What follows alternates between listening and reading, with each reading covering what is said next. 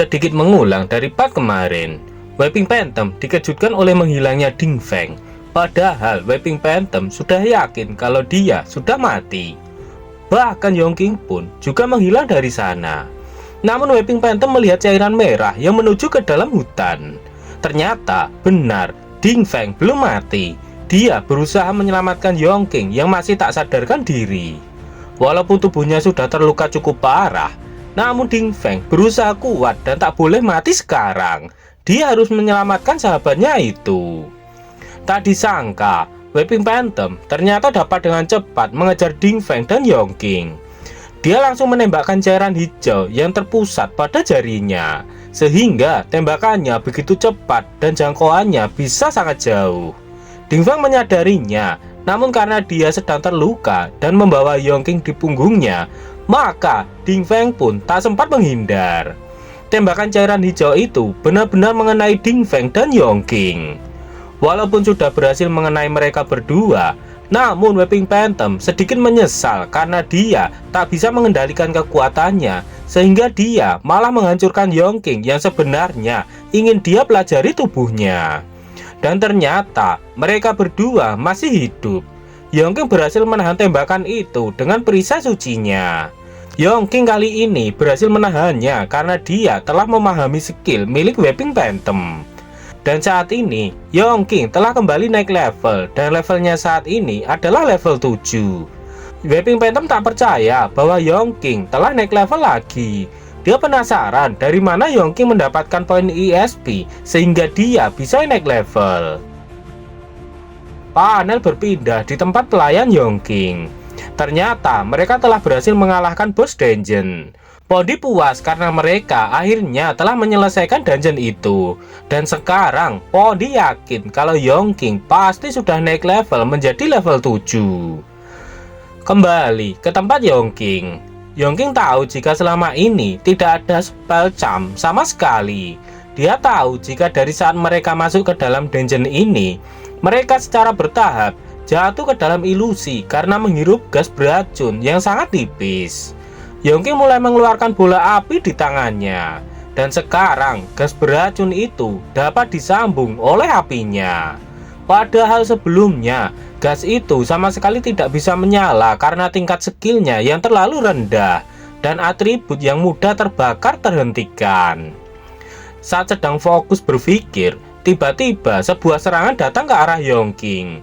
Namun sebelum mengenainya, Yongking tiba-tiba menghilang dari sana. Gerakan Yongking sangat cepat sehingga tembakan beruntun dari Weeping Phantom sama sekali tak bisa mengenainya. Setelah beberapa kali menghindari serangan Weeping Phantom, akhirnya Yongking telah tiba di hadapan Weeping Phantom dan bersiap untuk menyerangnya. Yongking yang tiba-tiba sudah berada di hadapan Weeping Phantom benar-benar membuatnya sangat terkejut. Dengan pedangnya, Yongking langsung memotong tubuh Weeping Phantom menjadi dua. Namun dengan kemampuan pemulihan yang sangat cepat, Weeping Phantom berhasil menyatukan tubuhnya kembali. Yongking juga terkejut karena ternyata Weeping Phantom juga memiliki skill penyembuhan cepat. Kali ini Weeping Phantom sangat marah karena akibat perbuatan Yongking, luka pada tubuh Weeping Phantom akan menimbulkan bekas luka, dan itu sangat berpengaruh pada seorang wanita seperti dia. Mereka berdua membuat gumpalan pada tangan mereka dan mengarahkannya ke depan. Kedua serangan itu berbenturan dan menyebabkan gelombang energi yang memancar ke segala arah. Weeping Phantom percaya diri bahwa dia akan menang. Dia mengatakan jika Yongking tidak belajar dari pengalaman sebelumnya bahwa racunnya akan berubah menjadi gas beracun ketika berhubungan dengan api milik Yongking. Dan setelah perisai Yongking mulai habis, maka dia akan kembali terkena racun lagi. Apakah benar? Ucap Yongking sembari menambahkan kekuatan pada apinya. Weeping Phantom terkejut melihat api Yongking yang semakin besar dan mengarah padanya. Ledakan yang sangat dahsyat pun terjadi dan membuat tubuh Weeping Phantom terbakar hebat.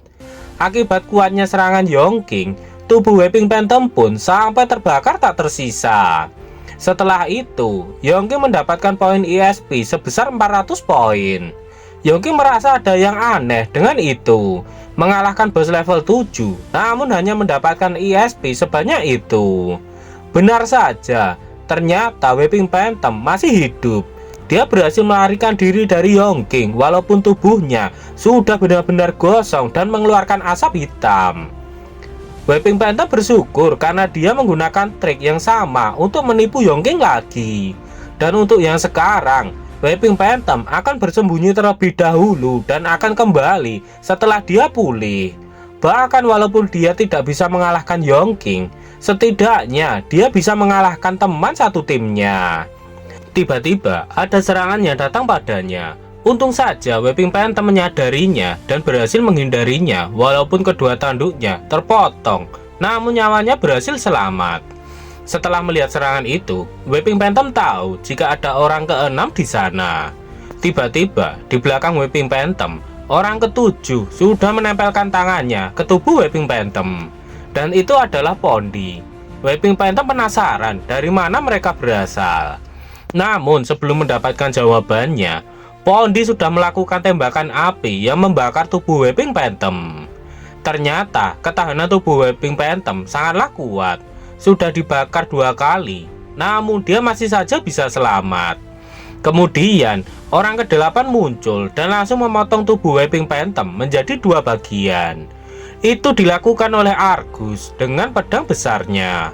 Dan di bawah, Rak sudah membuka mulutnya lebar-lebar dan langsung memakan tubuh Weeping Phantom yang sudah terpotong menjadi 2. Pondy menyuruh Rak untuk mengeluarkan Weeping Phantom yang telah dia telan. Jika tidak dikeluarkan, bagaimana Yongking bisa membuatnya menjadi pelayan barunya? Kemudian Rak mengeluarkan kembali tubuh Weeping Phantom. Yongking melihat kalau ternyata Weeping Phantom masih hidup. Kedatangan Yongking membuat Pondy terkejut. Kemudian mereka langsung bersujud memberi hormat kepada tuan mereka. Melihat Pondy dan yang lainnya tunduk pada Yongking, Weeping Phantom mengatakan jika mereka adalah seorang pengkhianat. Padahal mereka semua adalah iblis seperti dirinya. Weeping Phantom bertanya kenapa mereka menyembah manusia. Namun dia tidak akan mau melakukannya. Dia lebih baik mati daripada menyembah seorang manusia. Yongking pun mengambil pedangnya dan akan mengabulkan permintaan dari Weeping Phantom. Saat pedang Yongking diayunkan ke arah kepala Weeping Phantom, dia sekali lagi mengatakan jika dia lebih baik mati daripada tunduk kepada manusia. Beberapa saat kemudian, Weeping Phantom bangun dengan wajah yang lebih cerah dari sebelumnya. Dan di hadapannya saat ini ada Pondy, Netahu, dan Argus yang tersenyum ke arahnya.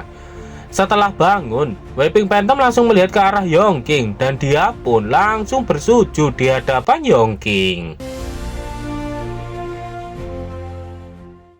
Setelah Yongking naik ke level 7, kali ini bentuk iblisnya tidak lagi mengkonsumsi mana, bahkan kerusakan yang ditimbulkan bertambah 10%. Skill pelayan Venomous Speed mengkonsumsi 127 mana dasar, dapat ditetapkan sebagai bom racun atau sinar korosi tinggi dan meracuni target. Skill pelayan Awan Beracun mengkonsumsi 127 mana dasar untuk menciptakan awan beracun di area efek, meracuni musuh dan menyebabkan halusinasi. Setelah Pondy juga naik ke level 7, dia merasa kalau sekarang dia jauh lebih kuat dari sebelumnya. Dia senang karena bisa tumbuh bersama tuan yang sangat luar biasa. Tak lama kemudian terlihat Ailan yang berlari sembari membawa Dover dan Ding Feng. Ailan memberitahukan bahwa mereka berdua dalam keadaan buruk. Dia juga sudah menggunakan skill penyembuhan dasar yang dia kuasai. Namun itu tak berhasil karena luka mereka sangatlah parah. Karena Ailan tak sanggup, maka Yongking akan menyembuhkan mereka berdua. Namun Argus maju dan mencegah Yongking. Untuk masalah sepele seperti itu, tidak perlu Yongking yang maju. Bagi Argus, itu adalah hal yang mudah dan dia akan menanganinya. Langsung saja dengan skill penyembuhannya, Argus langsung mengobati Dover dan Ding Feng. Yongking menyayangkan mereka berdua yang kurang ESP untuk naik level dari bos ini. Jika tidak, mereka dapat menyembuhkan HP mereka hingga penuh secara langsung. Selain itu, ada yang aneh di sana. Sebelumnya, ada banyak golem batu kecil yang keluar bersama bos sebelumnya. Tapi sekarang, mereka menghilang. Padahal, Yongking yakin bahwa dia sebelumnya tidak berbenturan dengan satupun dari mereka selama pertarungan. Oleh karena itu, Yongking penasaran kemana perginya mereka. Tiba-tiba, Weeping Phantom memberitahukan bahwa ada peti harta di depan dan hanya dia yang mengetahui lokasinya. Mendengar itu, Yongking langsung tertarik. Dia yakin kalau itu akan berisi biji besi langka atau bahkan berisi equipment yang luar biasa. Pondy kesal karena di awal Weeping Phantom langsung mencoba mengambil hati Yongking dengan menunjukkan kesetiaannya saat memberitahukan di mana peti hadiahnya berada. Menurut Pondy, iblis wanita ini sangatlah licik. Proses penyembuhan Ding Feng masih terus berlangsung. Yongking merasa tenang karena mereka berdua jauh lebih baik dari sebelumnya. Meskipun anggota tubuh yang terpisah tak dapat diregenerasi, namun walaupun begitu, setidaknya nyawa mereka aman. Yongking akan mencari priest yang levelnya lebih tinggi untuk menyembuhkan mereka setelah mereka keluar dari sana. Setelah itu, Yongking meminta tolong kepada Ailen untuk keluar lebih dulu dari dungeon bersama mereka berdua dan mencari High Priest untuk mereka setelah dia keluar. Selain itu, Yongking juga memerintahkan Netahu untuk ikut bersama Ailen untuk berjaga-jaga jika ada masalah dengan mereka. Netahu senang karena dia mendapatkan tugas khusus dari Yongking, dan setelah itu Yongking pun pergi bersama Weeping Phantom. Walaupun sudah berhasil mengalahkan bos dungeon itu, namun Yongking masih belum tenang karena Su Yin menghilang. Yongking menduga bahwa Su Yin telah kabur di awal pertarungan dengan bos tadi. Sedangkan Ailen dan yang lainnya saat ini bersama dengan Netahu. Jadi seharusnya tidak akan ada masalah untuk mereka. Panel berpindah ke tempat Ailen.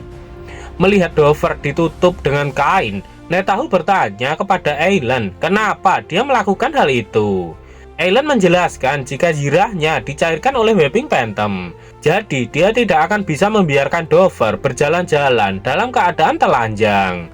Netahu mengatakan sebagai seorang yang telah menjadi iblis murni, baik di kehidupan sekarang maupun kehidupan sebelumnya, dia benar-benar tidak bisa mengerti rekan satu tim memang diciptakan untuk dimanfaatkan. Setelah beberapa saat berjalan, tiba-tiba Netahu menginjak sesuatu. Dia menyadarinya dan langsung melompat ke atas sebelum sebuah jebakan memakan dirinya. Namun saat sedang di udara, tangannya tiba-tiba diikat oleh sebuah rantai dan ditarik ke bawah. Tapi rantai itu bukanlah masalah bagi Netahu. Dengan skillnya, dia berhasil membebaskan diri dari ikatan itu dengan cara memotong rantainya.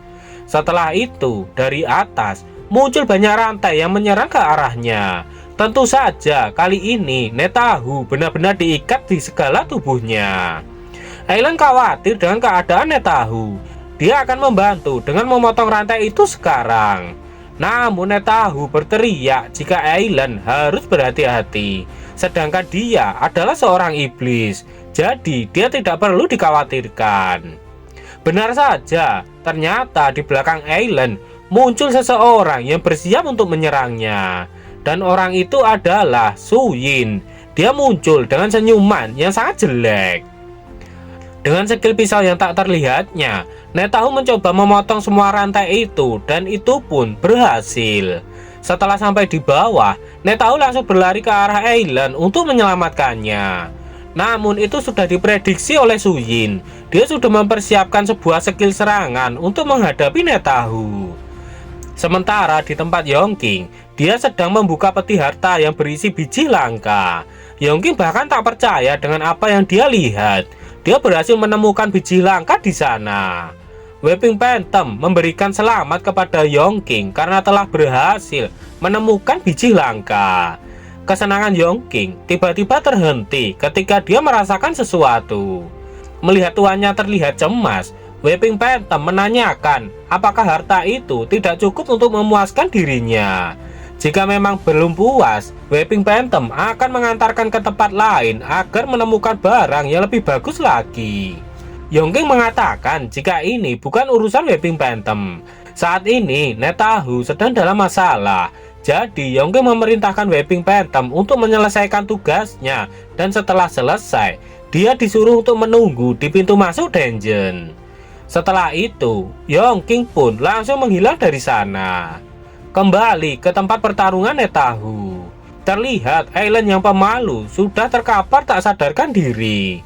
Sedangkan Netahu saat ini sedang terjebak oleh cairan aspal cair yang mengikat kakinya, sehingga dia tidak bisa bergerak dari sana.